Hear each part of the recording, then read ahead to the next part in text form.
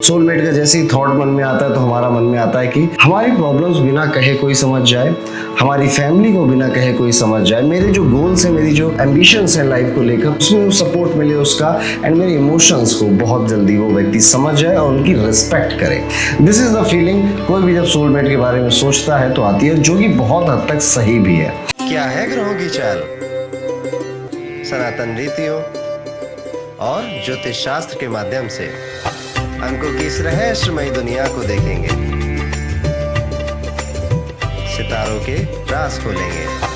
Radhe Radhe. Astrologer पंडित YouTube channel के साथ आज की इस वीडियो में हम जानेंगे कि आपका सोलमेट कौन है। यस, आज मैं बात कर रहा हूँ सोलमेट की। हम सभी को कहीं ना कहीं एक जिज्ञासा होती है, कहीं ना कहीं मन में एक बार थॉट आ ही जाता है, सोलमेट कौन है मेरा। अब जब भी हम सोलमेट के बारे में सोचते हैं या सोलमेट के बारे में जानना चाहते हैं तो इमीडिएटली हमारे मन में आता है शादी हमारी सोलमेट से होनी चाहिए, या फिर हम रिलेशनशिप में आए तो सोलमेट के साथ हैं, या हम सर्च करते हैं सोलमेट, लोगों के साथ रिलेशनशिप में रहते हैं, फिर उस पूरे प्रोसेस में फाइंड आउट कर लेंगे। पर एक्चुअल में सोलमेट क्या है, सोलमेट की डेफिनेशन होनी क्या चाहिए। क्या सोलमेट जरूरी है कि आपकी शादी उससे हो, या जरूरी है कि वो आपका गर्लफ्रेंड हो या बॉयफ्रेंड हो। क्या सोलमेट कोई दोस्त नहीं हो सकता, कोई मेंटोर नहीं हो सकता, कोई गाइड नहीं हो सकता।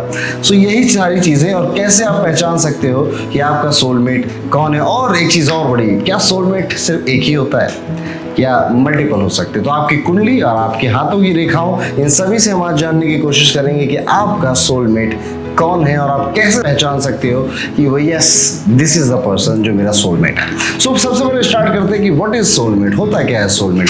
सोलमेट का मतलब लगभग हम लोग निकालते हैं अपने लाइफ पार्टनर के साथ, यानी कि अगर कोई लड़की है तो सोचे कि मेरा हस्बैंड मेरा सोलमेट साबित हो जाए, लड़का है तो लड़का सोचेगा मेरी वाइफ मेरा सोलमेट साबित हो जाए। सोलमेट का जैसे ही थॉट मन में आता है तो हमारा मन में आता है कि हमारी प्रॉब्लम्स बिना कहे कोई समझ जाए, हमारी फैमिली को बिना कहे कोई समझ जाए, मेरे जो गोल्स हैं, मेरी जो एम्बिशंस लाइफ को लेकर, उसमें सपोर्ट मिले उसका, एंड मेरे इमोशंस को बहुत जल्दी वो व्यक्ति समझ जाए और उनकी रिस्पेक्ट करे। दिस इज द फीलिंग कोई भी जब सोलमेट के बारे में सोचता है तो आती है, जो कि बहुत हद तक सही भी है। सोलमेट एक्चुअली यही पर्सन है कि आप बस इशारा कर रहे हैं या कुछ भी नहीं कर रहे हैं और उसको पता है कि आपको इस मोमेंट में चाहिए क्या।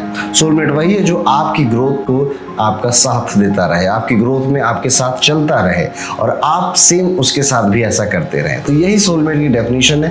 पर यहाँ पर मैं बहुत डिसएग्री करता हूँ कि अगर आप ये सोचते हैं कि सोलमेट सिर्फ वाइफ या हस्बैंड होते हैं, गर्लफ्रेंड या बॉयफ्रेंड होती है, नो, ऐसा जरूरी नहीं है। आपकी लाइफ में सोलमेट किसी भी तरीके से आ सकता है। वो आपका दोस्त हो सकता है, कलीग हो सकता है, बॉस हो सकता है, मेंटोर गाइड हो सकता है, इवन आपके मदर फादर भी हो सकते हैं, कोई भी हो सकता है। और ये भी जरूरी नहीं है कि सोलमेट लाइफ लॉन्ग आपके साथ रहे। सोलमेट हो सकता है उस मोमेंट पे लाइफ में आकर आपका साथ दे जब आपको सबसे ज्यादा जरूरत थी, उस मोमेंट पे लाइफ में आकर एक चैप्टर आपकी लाइफ की किताब में लिखकर चला जाए जब आपको सबसे ज्यादा जरूरत थी। कई लोग होते हैं ना जीवन में जो बहुत कम समय के लिए हमारी लाइफ में आए हुए होते हैं, पर उनका जो इम्पैक्ट होता है हमारी लाइफ में वो पूरी तरह से हमें और हमारी लाइफ को बदल चुका होता है, वो होता है सोलमेट। ओके, तो कभी भी कंफ्यूज मत होइएगा कि जरूरी नहीं है कि आपकी वाइफ या हस्बैंड ही आपके सोलमेट हो। हाँ, वाइफ और हस्बैंड की जब बात आती है तो वहाँ कंपैटिबल हो सकते हैं, अंडरस्टैंडिंग हो सकते हैं, इमोशनल वैल्यूज उनके अंदर ज्यादा हो सकती है आपको लेकर, पर जरूरी नहीं है। सोलमेट हो सकते हैं पर जरूरी नहीं है कि वो सोलमेट ही साबित हो आपके। सोलमेट इज समथिंग स्पिरिचुअल, ठीक है, जो आप सिर्फ फील कर सकते हैं। ना मैं उसको ज्यादा अच्छे से एक्सप्लेन कर सकता हूँ, ना ही किसी एक वीडियो से आप उसे समझ सकते हैं। अब जब मैं बात करूँ कि आप कैसे पहचान सकते हो कि मेरा जो लाइफ पार्टनर है वो मेरा सोलमेट है या फिर नहीं, या फिर अगर आप सर्च में ही हो कि मुझे सोलमेट मिल जाए कोई, तो आप कैसे अपनी हाथों की लकीरों से ये चीज पता कर सकते हैं। तो इसका सबसे अच्छा और सबसे आसान तरीका है कि अपने राइट हैंड को ऐसे देखिए। आपके राइट हैंड में जो हृदय रेखा है, जो हार्ट लाइन है, जो दिल की रेखा है आपकी, इसको लव लाइन भी कहते हैं। कई बार आपको अपनी स्क्रीन पे दिख भी रही होगी। लड़का हो चाहे लड़की हो, आपको राइट हैंड ही देखना है अपना। अगर ये हृदय की रेखा किसी और से, लड़का या लड़की से सेम टू सेम मैच करती है, यानी कि आपकी जैसी हार्ट लाइन है वैसी ही उसकी हार्ट लाइन है, so there is a very much good possibility कि वो व्यक्ति आपका सोलमेट है। कैसा भी हो सकता है, किसी भी रिश्ते से वो आपके जीवन में हो सकता है। सो इफ यू आप दोनों की हार्ट लाइन मैच करती है तो yes there is good chance कि आप दोनों सोलमेट है। और अगर हार्ट लाइन के साथ माइंड लाइन यानी कि जो मस्तिष्क रेखा है वो भी मैच कर जाती है तो ये पॉसिबिलिटी 80% से 100% हो जाती है कि यस डेफिनेटली यही सोलमेट है मेरा। तो मैंने क्या बताया, पहले जो आपको चेक करना है वो हार्ट लाइन अगर सेम है आप दोनों की, लड़का लड़की कुछ भी हो सकते हैं आमने सामने, तो आप सोलमेट की कैटेगरी में आते हो। अगर हार्ट लाइन के साथ माइंड लाइन भी मैच कर जाती है तो भी तब और ज्यादा इंटेंसिटी के साथ आप सोलमेट की कैटेगरी में आते हो। तो ये है बहुत इजी तरीका जो आप अपने हाथों से देख सकते हैं। अब मैं बात करता हूं आपकी कुंडली से। अब कुंडली में थोड़ा ट्रिकी हो जाएगा, इसलिए अगर आपके पास आपकी लग्न कुंडली हो तो बहुत ज्यादा अच्छा रहेगा। लग्न कुंडली में आपको स्क्रीन पर दिख रहा होगा जहां पे 1 लिखा है वो फर्स्ट हाउस है, जहां पे 7 लिखा है वो 7th हाउस है। आपकी कुंडली में ये नंबर्स अलग हो सकते हैं पर जो जगह है फर्स्ट और 7th हाउस की ये यही रहेगी, ठीक है। कुंडली में जो छोटे छोटे नंबर्स लिखे होते हैं ये हाउस के नंबर नहीं होते हैं, हाउस हमारे पहले से प्री डिफाइंड है, ये राशियों के नंबर होते हैं। पर मैंने आपको समझाने के लिए ऐसी ही कुंडली चूज करी जिसमें 1 और 7 लिखा हुआ है, यानी कि हमें पहला हाउस देखना है फर्स्ट हाउस और फिर उसके जस्ट अपोजिट वाला हाउस 7th हाउस। अब आपकी कुंडली में जो फर्स्ट हाउस में जो प्लेनेट बैठा है, अगर सेम प्लेनेट आपके पार्टनर की कुंडली के 7th हाउस में बैठ जाए और आपके पार्टनर की कुंडली में जो 7th हाउस में प्लेनेट बैठा है वो आपके फर्स्ट हाउस में बैठ जाए, दोनों बातें सेम है, ठीक है, आप लोग बहुत हद तक साबित हो जाओगे कि आप लोग सोलमेट है। ये पहला केस है। दूसरा केस है आपकी कुंडली में जो 7th हाउस का प्लेनेट है वो दूसरे की कुंडली में फर्स्ट हाउस में बैठ जाए, करेक्ट, तो आप दोनों प्रिटी मच श्योर हो जाइए कि आप लोग एक दूसरे की सोलमेट है।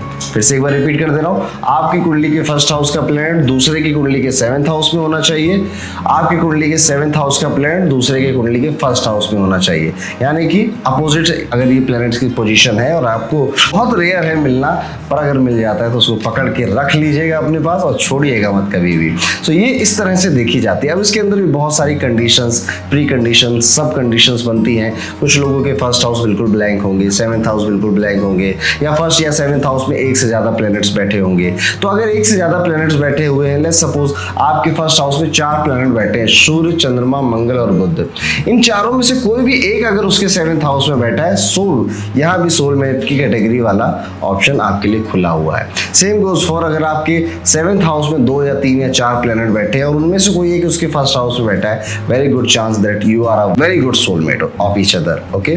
तो इस तरह से आप देख सकते हैं। जब हाउसेस ब्लैंक होते हैं, यानी कि आपके फर्स्ट हाउस में कोई प्लैनेट नहीं बैठा था, वो ब्लैंक था, पर वहाँ 12 लिखा हुआ था, यानी कि आपके फर्स्ट हाउस को मीन राशि कंट्रोल कर रही है, प्लेनेट कोई नहीं बैठा हुआ है।